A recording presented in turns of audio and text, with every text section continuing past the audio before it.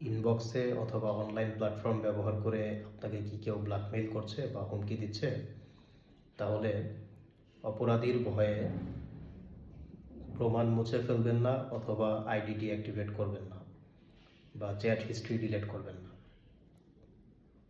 আইন শৃঙ্খলা রক্ষাকারী বাহিনীর নিকট অভিযোগ দায়েরের ক্ষেত্রে সবচেয়ে গুরুত্বপূর্ণ ভূমিকা বহন করে তথ্য প্রমাণ।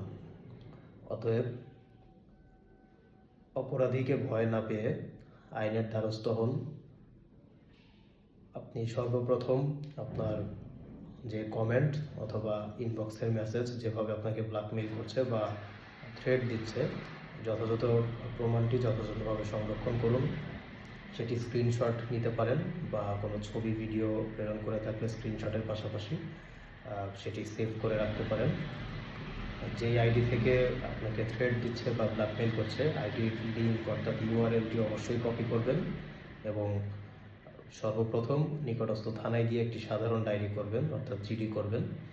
পাশাপাশি র্যাব, ডিবি অথবা আইন শৃঙ্খলা রক্ষাকারী বাহিনীর সংশ্লিষ্ট সাইবার ক্রাইম ইউনিটে অভিযোগ করতে পারেন।